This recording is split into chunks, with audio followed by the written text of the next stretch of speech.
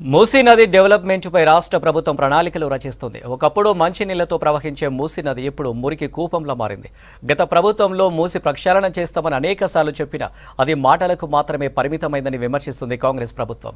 మూసీ సుందరీకరణపై అధికారులతో సమీక్ష చేసిన సీఎం రేవంత్ రెడ్డి త్వరగా పనులు మొదలు పెట్టాలని ఆదేశించారు.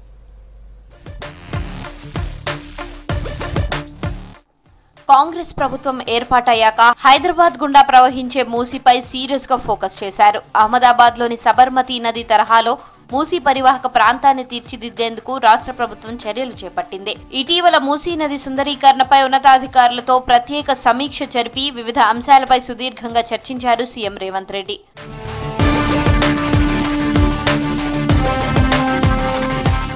మూసీ నది తెలంగాణ రాష్ట్రంలోని వికారాబాద్, అనంతగిరి కొండల్లో పుట్టి 240 కిలోమీటర్లు పారుతూ నల్గొండ జిల్లాలోని కృష్ణానదిలో కలుస్తుంది. మూసీ నదికి 4000 చదరపు మైళ్ల క్యాచ్మెంట్ ఏరియా ఉంది.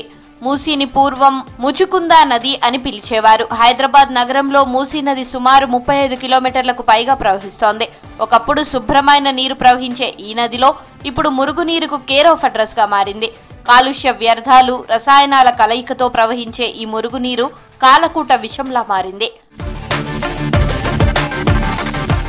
మూసీలోకి ప్రతిరోజు 1400 మిలియన్ లీటర్ల మురుగు చేరుతోంది. ఇందులోకి ఇండ్ల నుంచి వెలువడిన మురుగునీరుతో పాటు పారిశ్రామిక వ్యర్థాలు కూడా చేరుతున్నాయి. నగరంలోని 30కి పైగా ప్రధాన నాలాల ద్వారా మూసీలోకి మురుగు చేరుతోంది. రాజేంద్ర నగర్, నార్సింగి పరిసర ప్రాంతాల్లో స్వచ్ఛంగా ఉండే మూసీ నగరం నడిబొడ్డుకు రాగానే మురికి కూపంగా మారిపోతోంది. అయితే అత్తాపూర్, అంబర్పేట్, నాగోల్, నల్లచెరువు ప్రాంతాల్లో మురుగును శుద్ధి చేయడానికి సివరేజ్ ట్రీట్ ప్లాంట్లు ఉన్నాయి. ఈ ప్లాంట్లు మొత్తం మురుగునీటిని శుద్ధి చేయడం లేదు. దాంతో సగానికి పైగా మురుగు మూసీలోనే ఉంటోంది. మూసీలో మురుగు చేరకుండా చేయడంతో పాటు సుందరీకరణ చేస్తామని అప్పటి బీఆర్ఎస్ ప్రభుత్వం ప్రకటించింది. అయితే ఇప్పటికీ మూసీలో పెద్దగా మార్పు రాలేదు.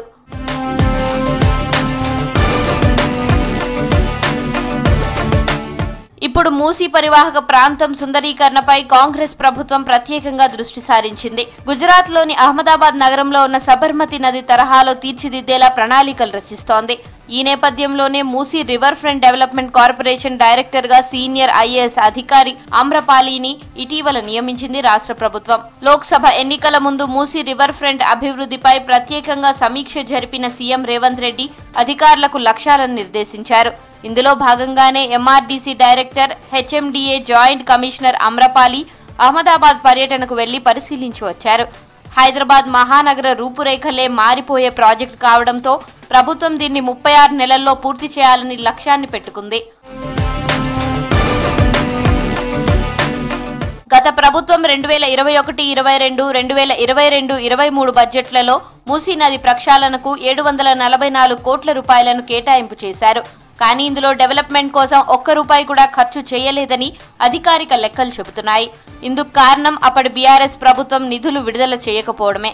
దీంతో మూసీ సుందరీకరణ ఎక్కడ వేసిన గొంగలి అక్కడే అన్న చందంగా మారింది. మూసీలో పరివాహక ప్రాంతాల్లో ఆక్రమణలపై నివాసం ఏర్పాటు చేసుకున్న పేదల పునరావాసంపై కూడా గత బీఆర్ఎస్ ప్రభుత్వం ఎలాంటి నిర్ణయం తీసుకోలేదు.